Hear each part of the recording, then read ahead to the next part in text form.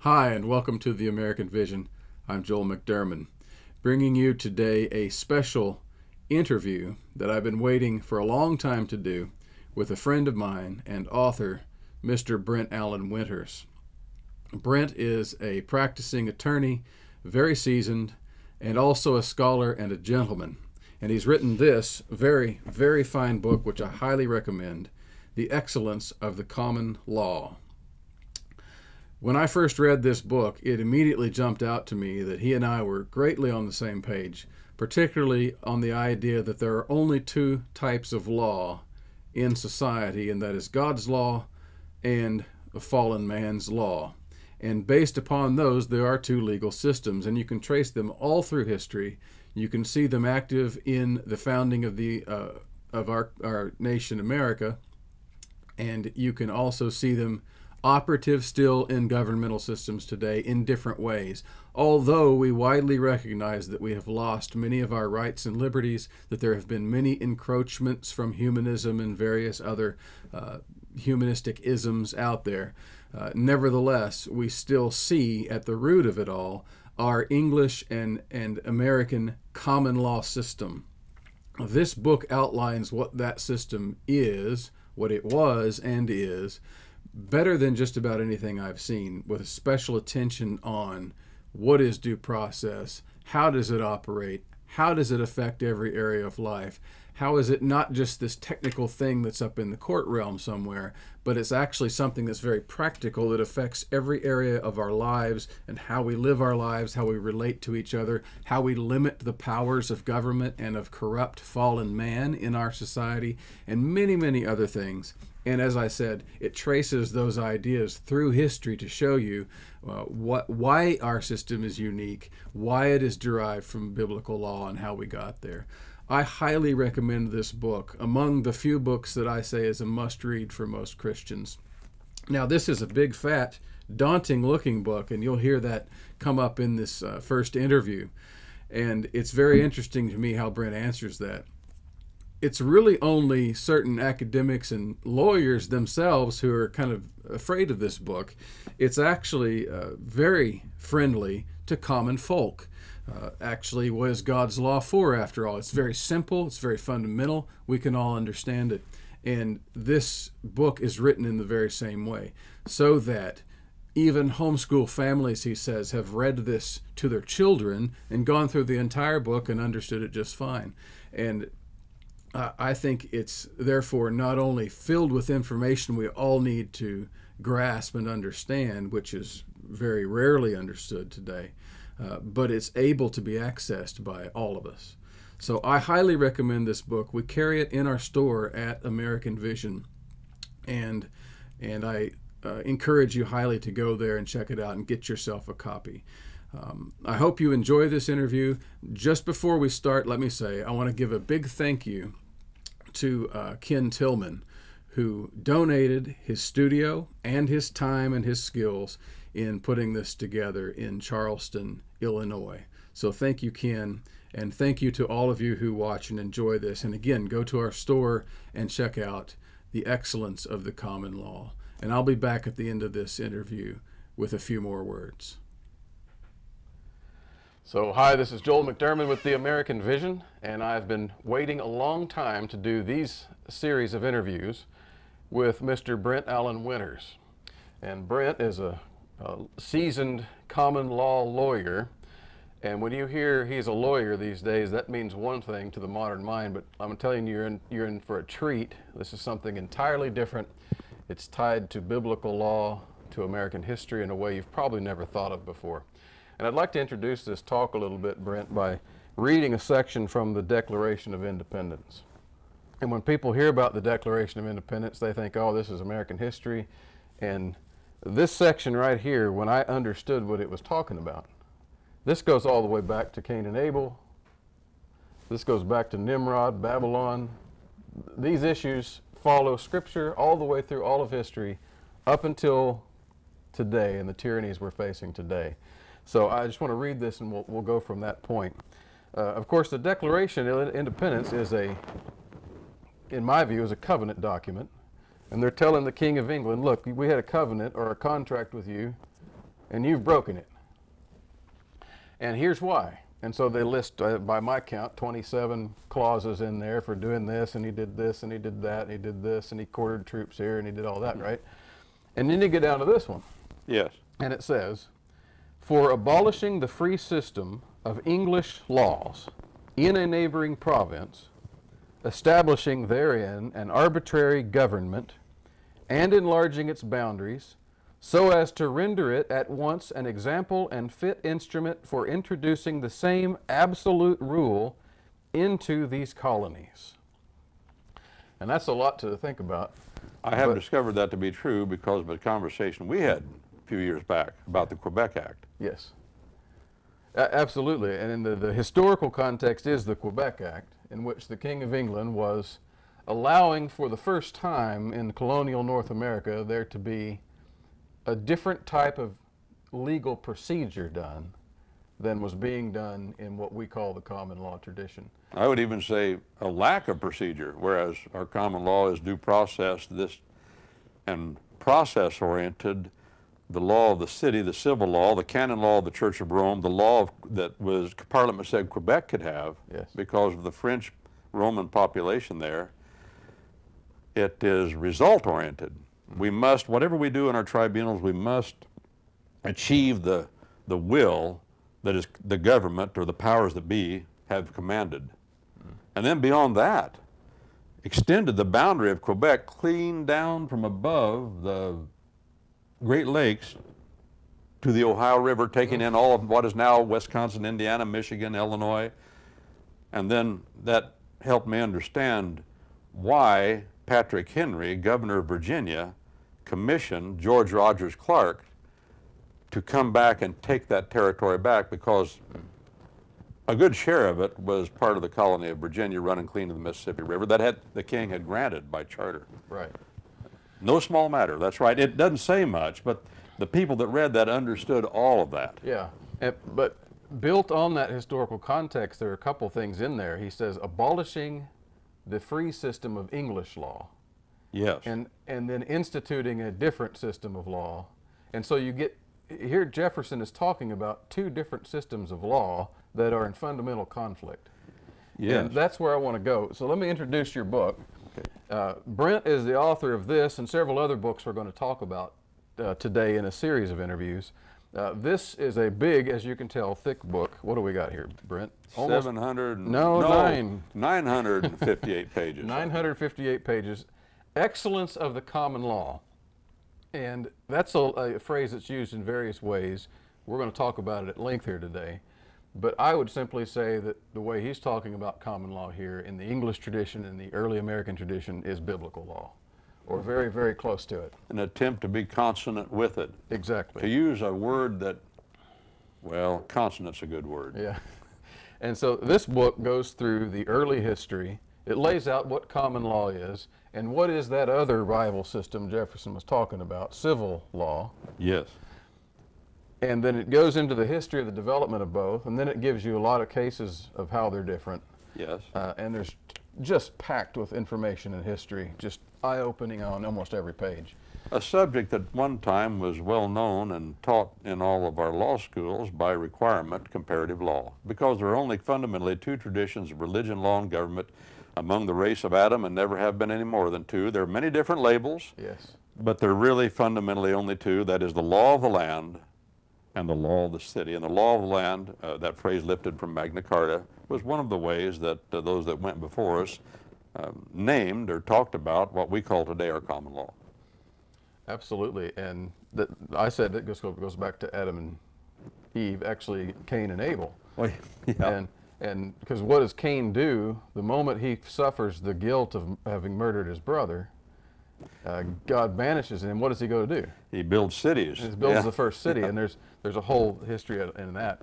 So and the law of the city can't function without cities. And there's been a lot written about that, and history bears that out. Which is another thing. You've got quite a bibliography in there of yes. I think one of the books there in the bibliography is called The City. Okay. It's an analysis of the law of the city and the necessity of cities. And since Babylon has spawned cities throughout the world, and that's the foundation of the law of the city.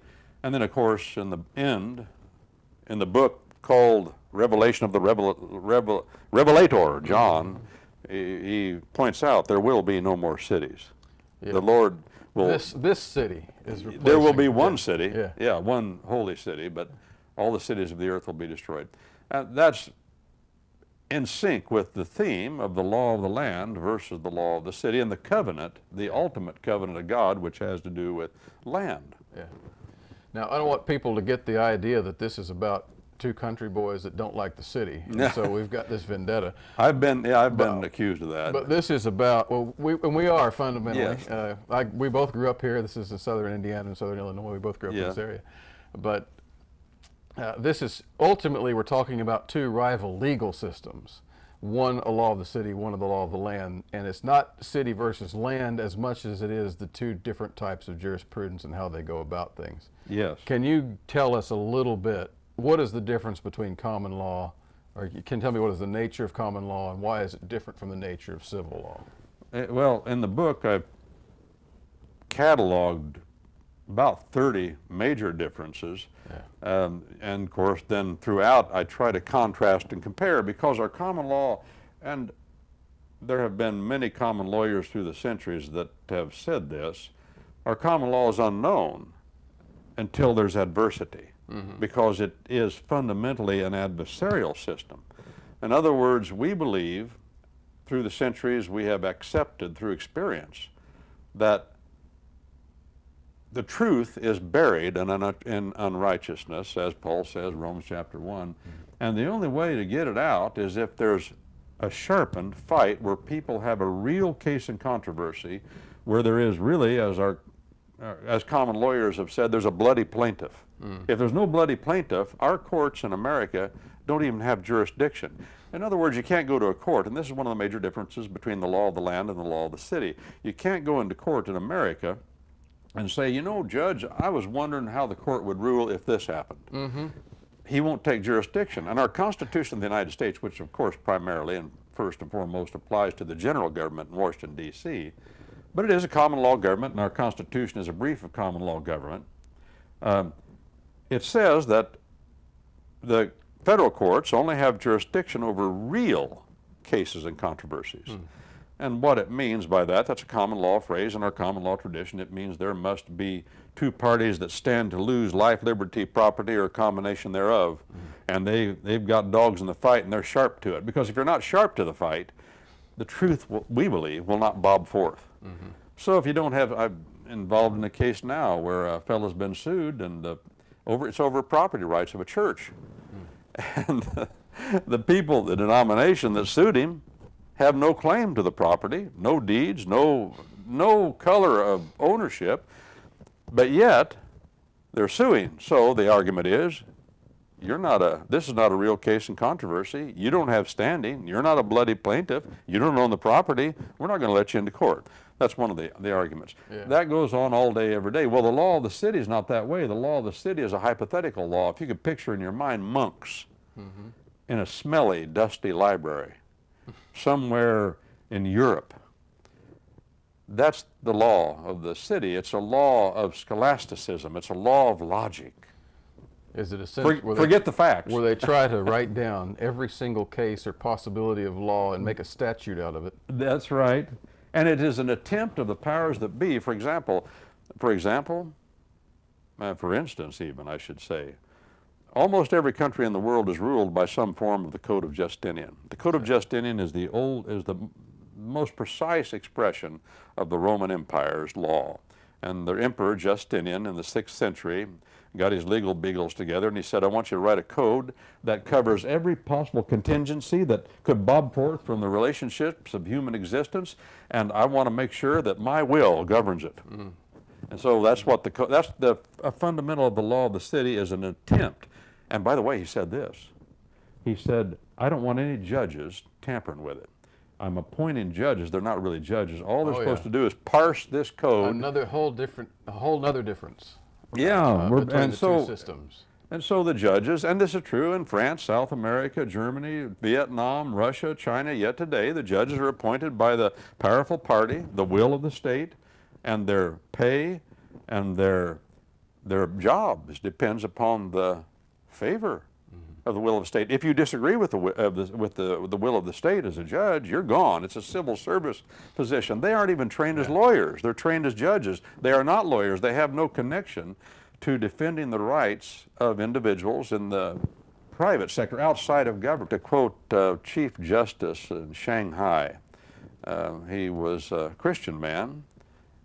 Oh, his name slips my, I don't think it was a long name, but it slips my memory. But this is back in the 1930s, and he was appointed, of course, because the British had taken over. It was a common law jurisdiction. And he made the point that in China, which was a civil law jurisdiction, law of the city, dissenting opinions are not allowed among judges. We take that for granted here, that our judges write dissenting opinions. We demand it. We want to know why they disagree. And in all of the rest of the world, they say, well, we can't let that happen because people will think that government is not a solidarity. And they won't kowtow. All of the things that you can uncover, the law of the city is from Babylon. So it's fundamentally the same throughout the world because Babylon spread. And its law and religion and government. Absolutely did, yes.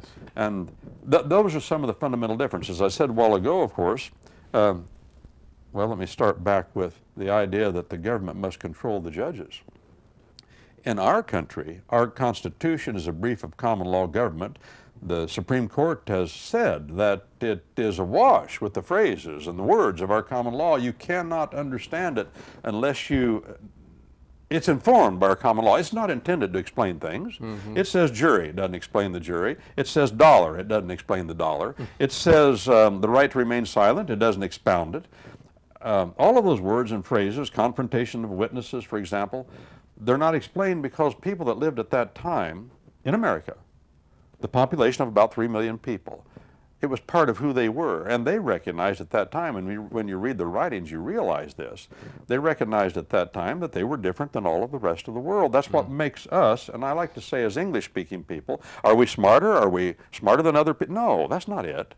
God in His providence, I don't know why, certainly wasn't because of any merit we had, but in His providence, this law that is the law for all men, that, by the way, other men have observed and tried to put in place. Even in Rome, they had things that were very similar to this, but it didn't last. And the reason it didn't last, and I think this has been the observation of common lawyers through the centuries, the reason it didn't last was because there was no force underneath, no outside force.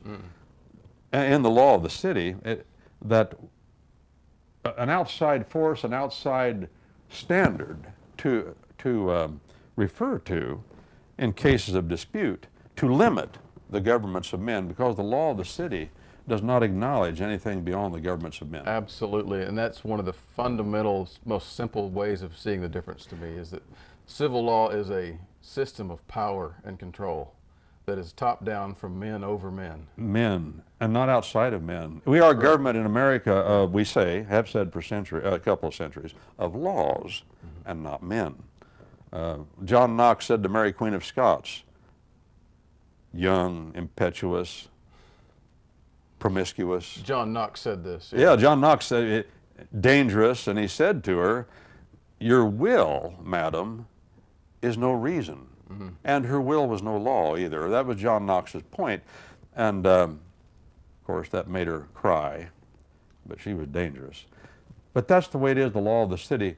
Adolf Hitler could not get away with saying, I am God. But he had all the characteristics of God walking on earth because, as the Pope of Rome, he said, I stand in the place of God, and there is no meaningful appeal beyond me. That's the law of the city. At the same time, in Japan, the emperor there claimed he was God. He could get away with it there because there were too many Lutherans and Roman Catholics in Germany. But he could get away with it there, and he was under fundamentally the German code, the German form of the Code of Justinian, the law of Japan. So if a fella could get, I like clearness, and it's true that the Bible presents things in pairs. There is a clear distinction between heaven and earth, between God and man, between the law of the land, between the law of the city, between the true religion and the true lawgiver that James speaks of in the Newer Testament, and all of the false lawgivers. There's a clear distinction, and I think that's one of the That's where we helpful must start. aspects of the historical part of the book is you start with Nimrod and Babylon and you work forward, and before it's over with you realize all these other countries that you're talking about, Yeah. they're all just offshoots or some spawn of that same system of men trying to institute the same types of systems of control. Yes. And in many cases it's a direct historical lineage, like the Napoleonic law in Louisiana, Yes. is obviously a direct plant from the French settlers there. Yes, and that kind of stuff. the Code of France is the French form of the Code of Justinian of the Roman Empire. The Code of Bismarck is the German form. The Canon Law of the Church of Rome is the religious form, I suppose you could say.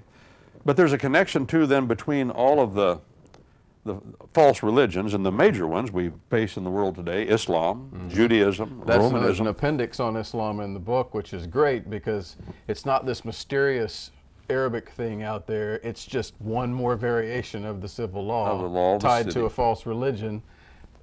Yes, and Very eye-opening to me. I might ought to say it is called the civil law. Yeah. It's not that civil in our understanding, but the word civil fundamentally in the Latin tongue refers to the city. And it's urbane law, as John Wycliffe called it, the urbane law. And Interesting. what's the name of that fellow that wrote Moby Dick? Yeah, Melville. Herman Melville calls it an urbane standard. He had much to say. Herman Melville wrote his books about the distinction between fundamentally the law of the land and the law of the city, because his father-in-law, a fellow by the name of Shaw, was Chief Justice of the Massachusetts Supreme Court. And he was a positivist. Well, positivism is about statutes and codes and the will of the state. And so he had that in his understanding. Billy Budd, short story, and then Moby Dick also, which was about maritime law, because maritime law, admiralty law, is a form of the law of the city. The law of the city is fundamentally martial. Yeah. And it arose, of course, in Babylon, but it arose as a militaristic law. And by the time you get to the founding of Rome, 753 BC, it was a group of people that had to defend themselves. About 300 families lived around what is now the city of Rome. An old city was there, Saturnia. But they had, of course, the militia to defend themselves. And that law that governed the men there developed into the 12 tables of law, and then which also came from Babylon. They had this idea, and then also it later on was fleshed out more fully in the Code of Justinian. But it is a militaristic law. So admiralty law is a form of the law of the city, and confined to its proper jurisdiction, it's a good law. Ships on the high seas. Martial law applied to armies on fields of battle, it's a good law. That's where it ought to be. For that purpose. For that purpose. And by the way, there are books in the Bible that talk about the law of the city, the martial law. You know, absolutely. Numbers, and some in Deuteronomy. Numbers primarily. But then there's also administrative law is the law of the city. The administrative codes we have today, the IRS code and all that. And that we are the most, by the way, America is the most legislated, regulated country on the face of the planet. You mean it's not North Korea or the No, it's communist blocks? I thought we were No, the free we've country. but we are a common law country. Yes. And here's another distinction, of course. Even though we are the most regulated country in the world, according to what I've read, I haven't been everywhere, but it stands to reason, as regulated as we are. The difference, though, with us is there is case law, what we call case law. That's an unhappy term, but what it means is that the courts are guided by other decisions in the appellate hierarchy above them. That does not exist in countries of the law of the city. The judges are required to go to the code, to parse the sentences, to never refer back to any other decisions or any other ideas, and because the code is sacrosanct, it is the will of the state. When this, now, people say that have studied the subject that the administrative law really began with the Papal Revolution back about the 11th century, when the Pope, who was under the Code of Justinian. And what did he do? He found the Code of Justinian. Yeah, that's it. And they started studying it again, right? Started studying it, and that kind of hey, we've got something here we can control people with. And of course, that's why Hitler liked it too, and other people. Many other people have done this that are lesser known, so I don't mention them as much, and I don't know them all either, but there are a lot of them out there. By the way, the very definition of Antichrist in the Bible, it's mentioned 4 times, as you know, the very definition of it is the fundamentals of the law of the city. It is the gathering of all 3 powers of government, legislative, executive, and judicial, into a single will. That's what it is. Antichrist meaning in place of Christ. Correct. Or instead of Christ, and therefore one person or one governmental entity trying to be prophet, priest, and king all at the same time. Yes, and that was the very point, again, of John Knox at St. Andrew's Castle. When he preached his first sermon, he expounded the preposition anti. That is the very definition. Anti means, in the Greek tongue, in the New Testament, in place of. Right. We've altered that when we brought it into English a little bit. Does it mean against? Yes, often. Yeah. But it looks like you're not against. Oh, I'm not against Jesus Christ. I just stand in his place and have all his authority. I'm an angel of light. I'm an angel. Yes, so it's what the Bible talks about in many different ways, and is what our common law mitigates against. Separation of powers. The only man that is authorized rightly to gather all 3 powers of government into his hands is the Messiah of God. Prophet, priest, and king, as Isaiah puts it. And now it's been my observation that those in the Bible that tried to do that, they suffered for it. And there were some that did. And no doubt. I was challenged on that recently, and it made me stop and think about King Saul. And that's something I'd like to discuss with you sometime later. I haven't had time to do that because I know you've written a book on the subject. But 1 Samuel. Yes. And King Saul lost the kingdom, and I was challenged on it on a couple of points, and I want to go back and rethink it. But clearly, now in England, for example, it's common law country. England allows 2 powers of government into a single will. For example, the Prime Minister, which is de facto, or even in law, the chief executive of the country as a practical matter, is also the chief of the legislative branch. Right. We don't do that in America. As one fellow said, we are more English than the English by far. We're not supposed to do that in America. That's a good point. Yeah, we're not supposed to do that. We know, at least we know here that's not the way it's supposed to be according to our Constitution scheme. Well, that's what's important about it, is because the guys that wrote our Declaration, in a minute, they had clear, like you're talking, I like clarity, they had clear understanding of those lines. Yes. Today we don't. When Obama says, I'm going to use my pen and my phone to get things done, then we freak out. But when Trump does it, and somebody on our side for something we care about and we want done, oh, that's okay, we stay quiet. And these guys, I don't think would have stood it either way, at least some of them.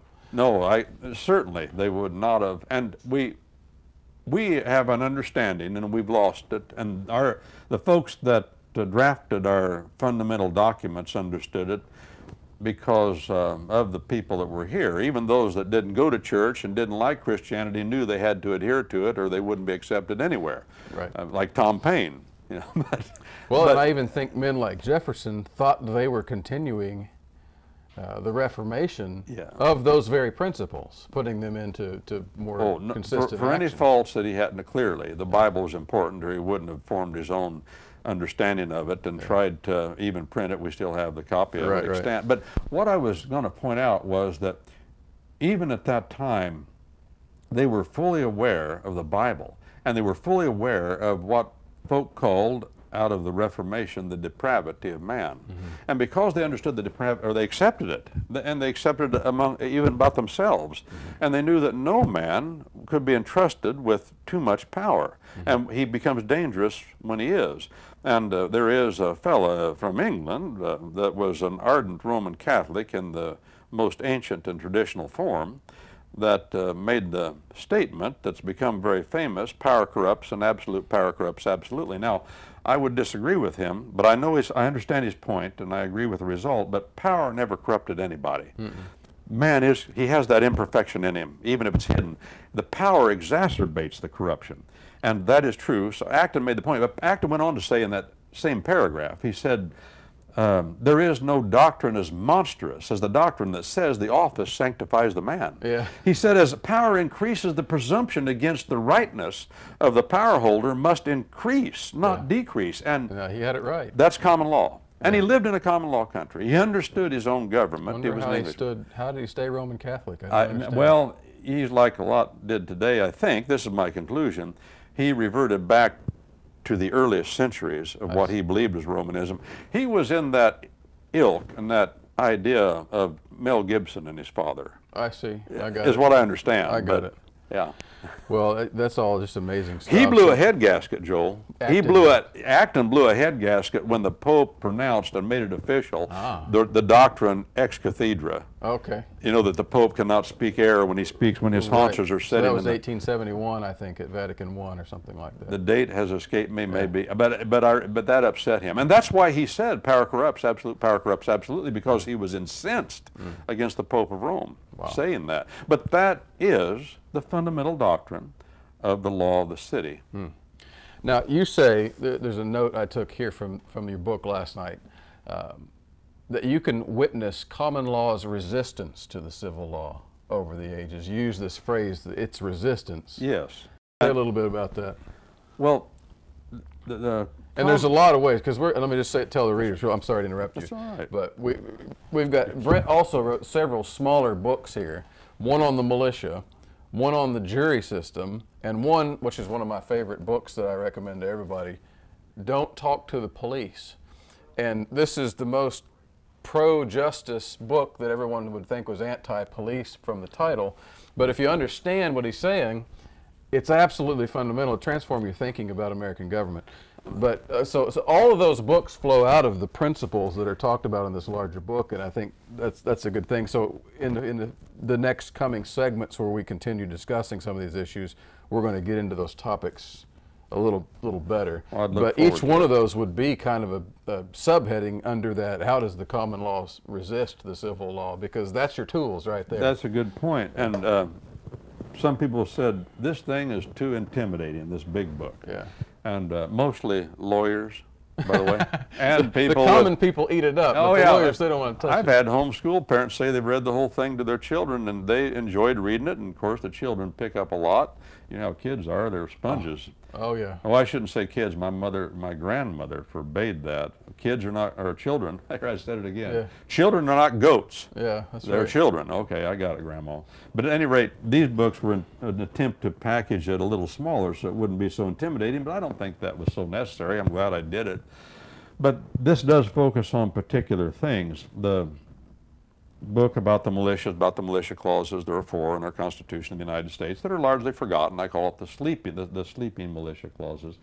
But you were asking about, and you prodded me to talk about something in the book and on resistance. Resistance, oh yes. Well, the common law, as we call it, it's been called different things through the centuries, the Volksrecht of the Angels and the Saxons and the Jutes, and called the law of the land. That's what it was called during the drafting of Magna Carta.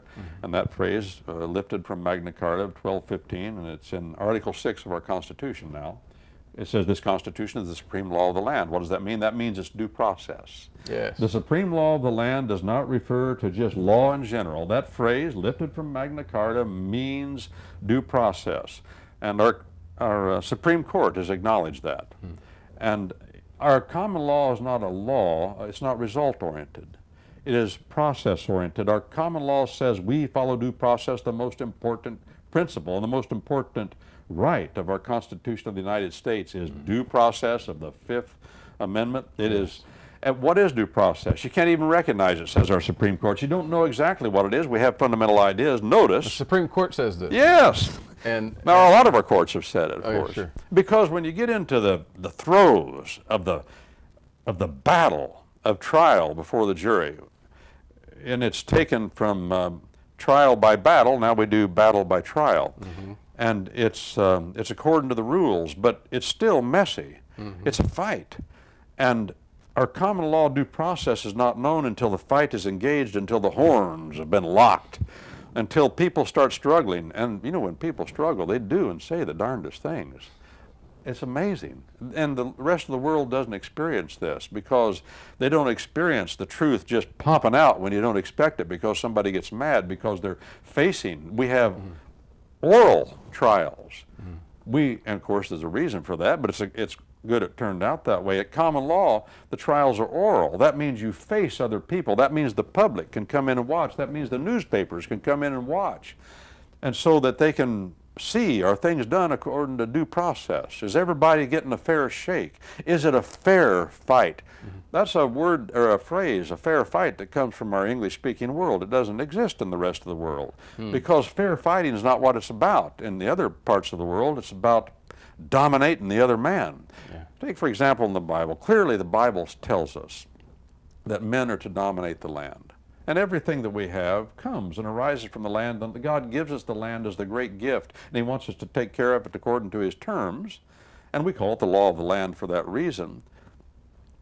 But there is a process that we're to follow in all of this. And if we don't follow the process, the fight is not fair, the due process is not followed, then we have violated God's standards. I was going to say, God tells man to dominate the land and to serve other men. Mm-hmm. That's what Jesus Christ, the maker of heaven and earth. It's so clear. To serve other men and dominate the land. The law of the land, the law of the polis, there's the word for the city from the Greek text, or from the Greek tongue. The law of the city that governs almost like a blanket the whole world says, no, you must dominate other men and you must serve the land. And we get now today, of course, this rabid environmentalism where we serve the land and then dominate your fellow. The land starts dominating us, yeah. And so Jesus, that quotation from Jesus, just finish it out because it dovetails with what you said. He says, you are to serve other men. If you're going to be my disciple, you're to serve each other. He says, don't be like the pagans. That's right. Who lord it over each other and then call themselves benefactors. Yes. There's no better one-verse picture of this whole discussion than that. That is correct. And I'm glad you quoted that, because there's so many things that have filled my mind of these distinctions over the years, and I'm afraid, not that I'm fearful, but when I sit down to talk to you, I won't hit the right one. Yeah. I talk about other things, that are good, but then two of us helps. Two men help, two minds help. That's the right one that gets that point better than anything Jesus Christ ever said. And He said that. One of the contexts was John 13 when He arose from His seat and girded Himself with a towel and washed His disciples' feet. Well, anyway, we're to serve other men, but that's the grand distinction. Politics, polis, there's the word. Before you stray off from this, I want to get back to the stuff about the jury when we talk about the jury book, but I want to talk about due process just a little bit more to kind of round out the end of this segment. Okay. And obviously there's a due process in common law. Yes. What happens to replace that in civil law? And then the final part of this will be, how does this show up in modern day? And it's going to be, of course, across the board, of course. So what happens to replace quote-unquote due process in the civil law traditions? Torture is one thing that happens. Yeah, that's where it starts. Because the difference, we have due process, we're process-oriented. Let the chips fall where they may. God says in the Bible to Israel, you follow my process. This is the sum and substance of what He's saying as a matter of law. And the judgment is mine. Be not afraid of the face of any man. You just cookbook this thing the way I tell you to cookbook it, and you'll get the process I want. Jesus Christ said in Matthew chapter 18, after you follow this process that He gives them, whatsoever is bound in the skies, or bound on land, shall be bound in the skies. In other words, whatever the result is, your God will ratify it if you follow the process. Yeah. We have things like that in our law now, distraint and distrainer. People want to get rid of a renter that's not paying his rent, tearing up the property. Usually in most states there's a process that you can follow if you're the landowner, the landlord. If you follow that process precisely, the court will ratify everything that happened, and that's the end of it. But the court will look closely and say, you didn't follow the process. Process is everything, because in the law of the city, process is nothing. We must achieve the end, the command, the result that the powerful party has given us, called the state or the status. That's short for the status quo, the people that don't want things to change.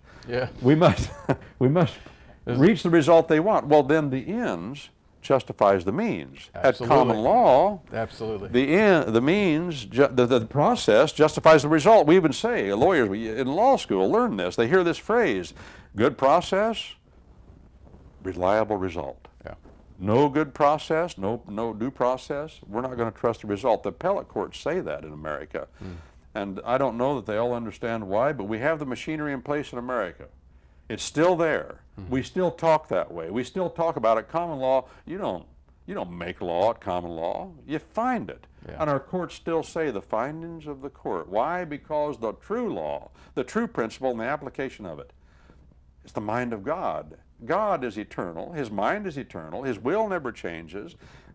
He's the same yesterday, today, and forever. The book of Hebrews says that doesn't talk necessarily about talking in tongues. That talks about his person and his government. And the priesthood of Jesus Christ does not change. And his will does not change. His law does not change. So it is as John Locke put it, John Locke, the man responsible for many of the phrases of our Declaration of 76, the man that Tom Jefferson said was one of the 3 greatest mortals that ever lived. That's right. Well, he said that. I don't. He obviously was a great man. I've been in his room where he has the portraits up of Locke and Bacon, and who was the other one? Was it? I don't remember. Newton, I think. Tom Jefferson in his house. You've been there? Yeah, I've been to Monticello. Oh, and you seen can it. tour it, and you can walk through his parlor, and he has the 3 portraits up there on the wall. That was allegedly how he had it. Well, that's the something greatest. else I can. Yeah. Well, I want to go there. Yeah, put that on your checkmark list to go check that off. But John Locke said. By the way, I'll just finish that story. Sorry. Okay, go ahead. The other portrait in that room, on the other end of the room, is my favorite aspect of Jefferson's biography. It's the picture of Salome with John the Baptist's head on a platter. And Jefferson kept that to remind him what tyrannical government is capable of. Whoa. Yeah. Used to make a woman feel better. Yeah, well, in that case. Yeah. But John Locke says, there are the laws of nature. That phrase.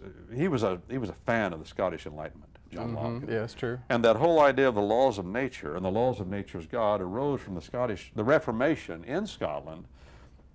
And then the Scottish Enlightenment arose out of that because the Bible was established as ultimate authority during the Reformation. And out of that, men began to say, but God has revealed himself in general revelation and creation. These are the way this is around us, the relationships between men and things and things and things and men and God. That's the laws of nature. And that's God's revelation. And they begin to try to discover how the laws of nature went together. But again, it was a discovery because the law, the way things are, this is my definition of law for what it's worth. I throw it out. I think it's a good one. I'm in good company when I say this. Law is the way things are and they will not change. And the statements of God are that way, whether prophetically or in hindsight or foresight. And the laws of nature are the way things are and they will not change. The law of gravity, as Paul the Apostle says, the rain falls. Well, there's gravity. On the justified man and the unjustified man. We all are subject to the general laws of nature. And the Scottish Enlightenment began to recognize that after the Reformation. And they made great discoveries in Scotland. They discovered penicillin. Faraday discovered many of the laws of electricity. Well, the law is the same way then, right? The spiritual law and the legal side of things is exactly the same way. To come, as Blackstone says, the law written, the lex scripta, the Bible, he says. Yeah, it's the same way, only it's particular revelation. Yes. And it is particularly to the people of God. Others can read it, others can obey it, but it's particular in that way. You keep using that as kind of a touchstone, that it's the law discovered, and it reminds me of the proverb that says, it's the glory of God to conceal a matter, it's the glory of kings to search it out. There it is again. And so that's kind of the process there that you're talking about. So when we talk about law as a discovery, we're not saying, oh, this is just willy-nilly, and oh, here we found some, and there we found some. It's when you come to those cases, and I think that's why the Torah is written the way it is. God gives us these principles. Thou shalt not murder. Yes. Well, okay, what happens when, it seems to be an accident? Well, then there's a case. He gives us little guideposts with these case examples in the Old Testament. Yes. But it's not a statute book that tries to outline every single possibility ever. That's for us to discover over time by applying God's law to particular cases of our own. That's the kings searching it out, so to speak. So that's why I think these dovetail so Yes. wonderfully. So Yes. the book is, we're going to take a break here and we'll come back and Okay. talk about some of these more particular aspects. The book is The Excellence of Common Law, and we, of course, carry it at American Vision. You can get it at other places. You have a website, thecommonlawyer.com. Commonlawyer.com. Yes, and we'll talk more about that in the next segments. I hope you enjoyed this interview with Brent Allan Winters. He's a good friend of mine, and he's very inspiring to me in the breadth and depth of his knowledge on this topic, as well as the passion and the time he's put into studying it and writing about it for his whole life. I would encourage you again to go to our store and check out The Excellence of the Common Law by Brent Allan Winters. Very down-to-earth writing, filled with very rich theological and judicial information that applies to every area of life, not just our history, but very practical things as well today. Also, stay tuned, because Brent has also authored 4 pocket editions. Now, don't be fooled, because some of these are 100 or even 200 pages each. But these pocket editions on topics that come out of these studies, one on the Constitution, one on the militia, one on the jury system, and one on the police. And we'll be doing interviews on these forthcoming as well, so stay tuned. And until that time, I'm Joel McDurmon with the American Vision. Thank you for joining us.